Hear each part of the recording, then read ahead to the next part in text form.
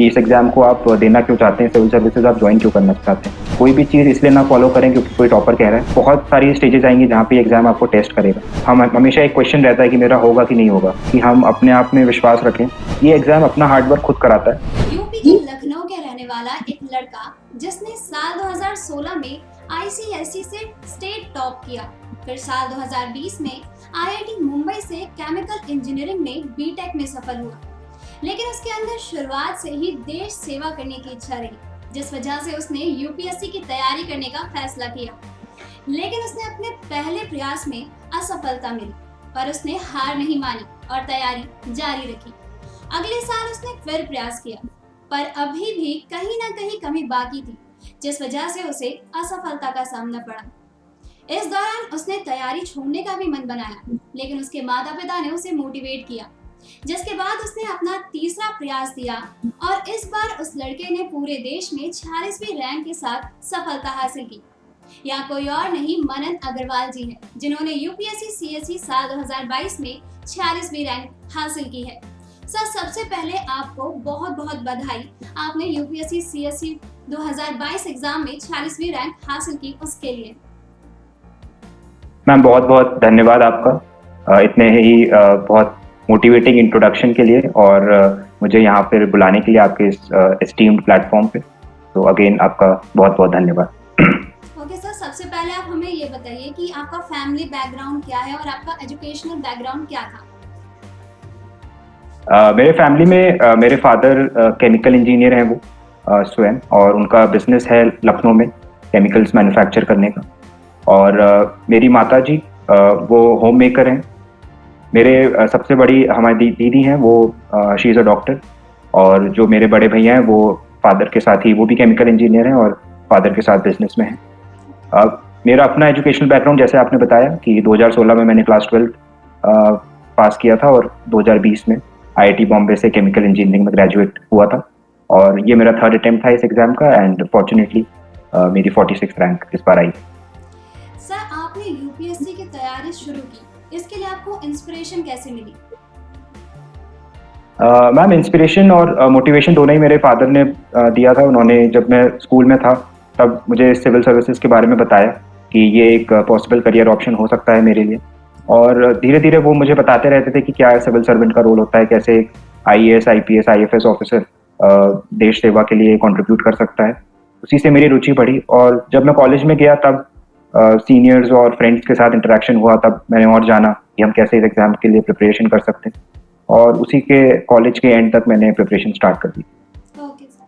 Sir, आपने exam की preparation के लिए क्या स्ट्रेटजी बनाई जो हमारे न्यू एस्पिरेंट्स जो है उनके भी काम आएंगी? प्लीज हमारे साथ शेयर कीजिए। मेरी स्ट्रेटजी ऐसा कुछ स्पेसिफिक नहीं थी। जो जनरली मैंने यही सोचा कि टॉपर्स के जो पहले के इंटरव्यूज थे उनको देख के कि हमें सिंपल स्ट्रेटजी अपनानी है इस एग्जाम के लिए, ज़्यादा कॉम्प्लिकेटेड चीज़ें नहीं करनी है। और दूसरा ये कि जो यूपीएससी ने अपना सिलेबस पहले से डिफाइन किया है प्रीलिम्स, मेंस और इंटरव्यू तीनों स्टेजेस के लिए, और साथ में प्रीवियस ईयर क्वेश्चंस जो अब तक के इस एग्जाम के आ चुके हैं, उन्हीं के जरिए मैंने स्टार्ट करा। और अगर आप स्ट्रैटेजी की बात करती हैं तो 3 बिल्डिंग ब्लॉक्स कह सकता हूँ मैं, या 3 पिलर्स थे मेरी ओवरऑल प्रिपरेशन के। उसको मैं कहूँगा कि फर्स्ट था रिविजन, कि जो पूरा सिलेबस है, जो जितने भी नोट्स हैं उनका रिविजन, एक बार नहीं, 2 बार नहीं, 5 बार 10 बार, जितनी बार भी टाइम मिले और ज़्यादा से ज़्यादा। सेकेंड था प्रैक्टिस, जो भी हम प्रीलिम्स का टेस्ट दे रहे हैं या मेंस का एग्जाम दे रहे हैं, उसकी जितनी ज़्यादा हम प्रैक्टिस एग्जाम के पहले ही कर लेंगे उतना हम अपने आप को ज़्यादा तैयार रख पाएंगे। और तीसरा था सिमुलेशन, जैसे 2 घंटे का एग्जाम है या 3 घंटे का एग्जाम है, तो उसी टाइम लिमिट में मैंने सभी टेस्ट की प्रैक्टिस करी, जिससे कि मैं जान सकूं कि मैं टाइम मैनेजमेंट कैसे इंप्रूव कर सकता हूं और एग्जाम टेम्परामेंट भी मेरा बढ़ सके। सर, आपने यूपीएससी प्री और मेंस के लिए एक ही स्ट्रेटजी बनाई थी या दोनों एग्जाम के लिए अलग अलग आपने स्ट्रेटजी बनाई थी? मैम, काफ़ी हद तक प्रीलिम्स और मेंस डिफरेंट एग्जाम्स हैं, डिफरेंट, एक ऑब्जेक्टिव है, एक सब्जेक्टिव है, तो अप्रोच की थोड़ी अलग तरह से अप्रोच चाहिए होती है एग्जाम जब करीब आ चुका होता है तब।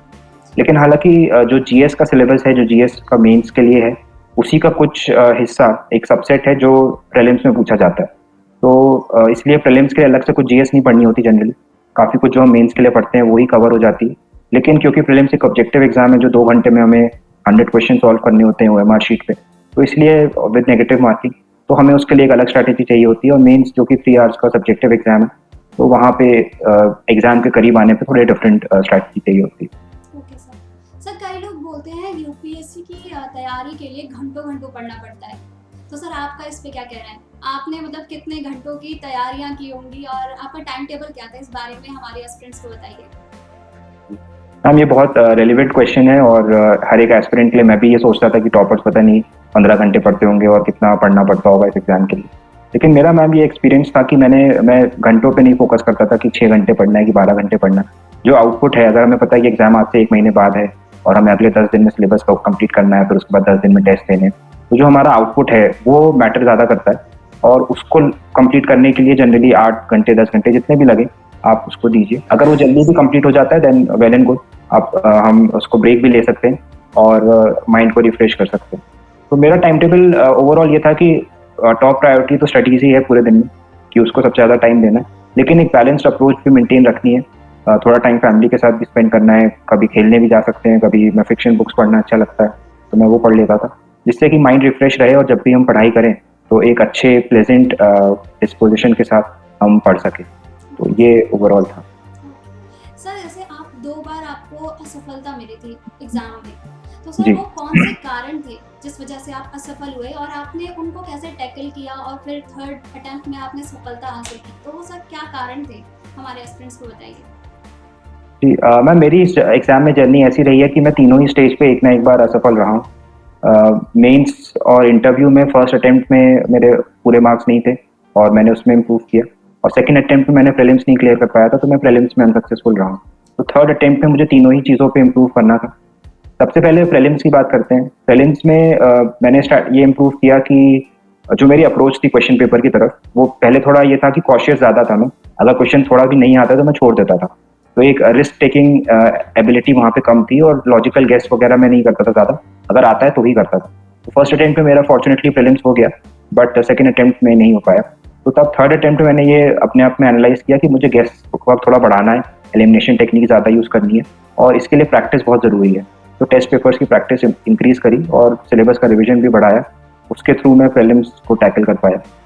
जहाँ तक मेंस की बात है मैम, जीएस में मेरे कम स्कोर था फर्स्ट अटेम्प्ट में, तो उसको इम्प्रूव करना था। मैथ्स में ओवरऑल ऑप्शनल में ठीक था, बट जीएस में मैंने इम्प्रूव करने के लिए आंसर राइटिंग की प्रैक्टिस और करी, थोड़ा कंटेंट इम्प्रूव किया और फ्लो चार्ट्स वगैरह का यूज़ करके मेंस को इम्प्रूव किया। और जी ओके सर। तो सर आपने मेंस में ऑप्शनल सब्जेक्ट के उसमें किसको चुना, मतलब ऑप्शनल सब्जेक्ट के रूप में आपने कौन सा विषय चुना था? और जो हमारे न्यू एस्पिरेंट्स हैं, आप उनको क्या सलाह देना चाहेंगे कि वो कैसे अपना ऑप्शनल सब्जेक्ट चूज करें? मैम मेरा मैथमेटिक्स ऑप्शनल सब्जेक्ट था, क्योंकि स्कूल में मेरा ये फेवरेट सब्जेक्ट था।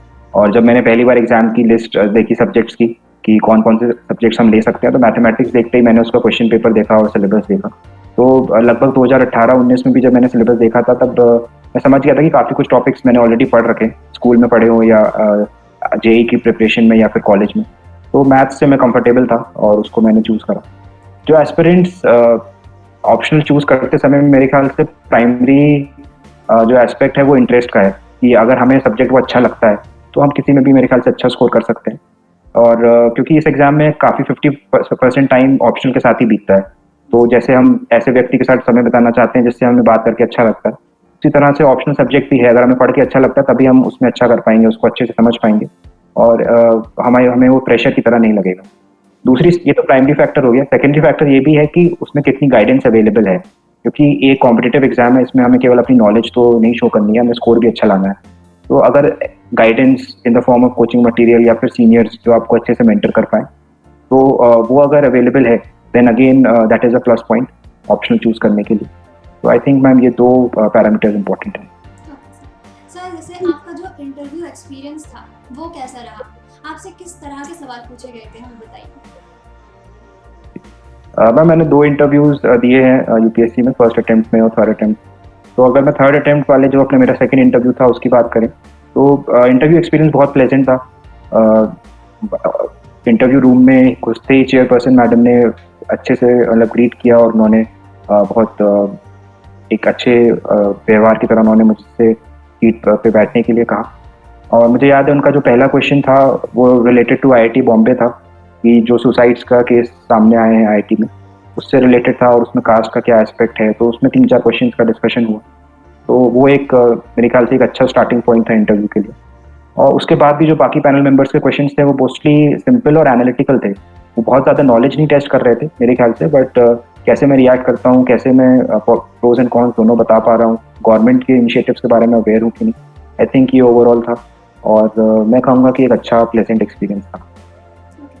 सर जैसे कि हम सभी जानते हैं कि यूपीएससी की जो जर्नी होती है वो बहुत ज़्यादा लंबी होती है, तो कई बार उम्मीदवार जो होते हैं वो डिमोटिवेट हो जाते हैं। आप भी हुए होंगे, कभी ना कभी तो हुए ही होंगे। तो आपने खुद को मोटिवेट कैसे किया? मैम ये भी एक आई थिंक बहुत ही रेलिवेंट और इम्पोर्टेंट क्वेश्चन है। इस मेरी लगभग 4 साल की ये जर्नी थी जब मैंने प्रिपरेशन स्टार्ट करी और जब रिजल्ट आया। इसमें स्टार्ट करने के हर समय हर फेज में एक हम हमेशा एक क्वेश्चन रहता है कि मेरा होगा कि नहीं होगा, कि मैंने इतने साल इसमें दे दिए हैं, बट इसके बाद क्या मैं सफलता हासिल होगी या नहीं होगी।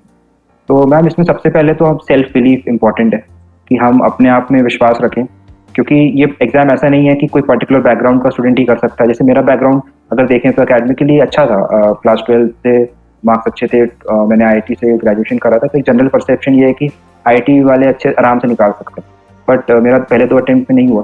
तो मैं यही कहना चाहता हूँ कि आप कहीं से भी बैकग्राउंड से हों, अच्छे खराब जैसा भी आपको लगता हो, ये एग्जाम अपना हार्डवर्क खुद कराता है। तो आप अगर यहाँ का हार्डवर्क यहाँ पे करेंगे देन आपको सफलता मिलेगी। तो इससे आप सेल्फ बिलीफ इम्प्रूव कर सकते हैं। बट सेकंड जो फैक्टर मैं समझता हूँ वो एक सोशल सपोर्ट सिस्टम का बहुत इंपॉर्टेंट रोल है। ये एग्जाम अकेले आइसोलेशन में इसकी मुझे नहीं लगता तैयारी की जा सकती है। आपके फ्रेंड्स, आपकी फैमिली फ्रेंड्स स्पेशली वो जो नॉन यूपीएससी के लिए प्रिपेयर ना कर रहे हो, और फैमिली मेम्बर्स तो हमेशा आपके साथ रहेंगे, वो हमेशा आपके वेल विशर्स हैं। और आई थिंक हर एस्पिरेंट को उनसे कनेक्टेड रह के उनसे अपनी चैलेंजेस को डिस्कस करके इंस्पिरेशन ड्रॉ करनी चाहिए, जिससे कि वो पूरी जर्नी के थ्रू आउट मोटिवेटेड रह सकें। सर जैसे कई टॉपर्स कहते हैं कि सेल्फ स्टडी के थ्रू, या कई टॉपर्स कहते हैं कि कोचिंग लेने के बाद आप तैयारी करें, मतलब कोचिंग के साथ तैयारी करें या सेल्फ स्टडी पे के साथ तैयारी करें। तो आपने किस तरीके से तैयारी की हमें बताइए। आपने कोचिंग ली या आपने भी सेल्फ स्टडी अपनाया? मैम मेरा मिक्स एक्सपीरियंस था दोनों। मैंने जैसे मैथ्स के एस्पेक्ट में जब मैं अपने आप को कंफर्टेबल समझता था, वहाँ मैंने मोस्टली सेल्फ स्टडी पर रिलाई किया। जो मैथ्स की स्टैंडर्ड टेक्स्ट बुक्स हैं जो पहले के टॉपर्स ने रिकमेंड करी हैं, उनको मैंने खुद अपने आप पढ़ के उनसे नोट्स बना के क्वेश्चंस मार्क करके खुद प्रीवियस ईयर क्वेश्चंस को से एनालाइज करके मैंने अपने नोट्स और अपनी प्रिपरेशन करी। बट मैथ्स में भी टेस्ट सीरीज की जहाँ बात आती है वहाँ मैंने कोचिंग का हेल्प ली, क्योंकि ऑलरेडी अगर कोई आपको एक एक्सपीरियंस्ड फैकल्टी आपको प्रॉपर टेस्ट सीरीज बना के दे रहा है और चेक करके भी दे रहा है, देन उससे अच्छा तो और कुछ नहीं हो सकता। तो इसलिए मैंने टेस्ट सीरीज के लिए कोचिंग्स की हेल्प ली। और हालांकि जहाँ जीएस की बात आती है वहाँ मैंने कोचिंग पर थोड़ा ज़्यादा रिलाई किया, क्योंकि मैथ्स के बाद टाइम नहीं बचता है जीएस में से कंटेंट बनाने का। तो इसलिए जीएस के फाउंडेशन कोर्स के लिए मैंने कोचिंग्स की हेल्प ली और उसकी टेस्ट सीरीज भी कोचिंग्स के थ्रू करी।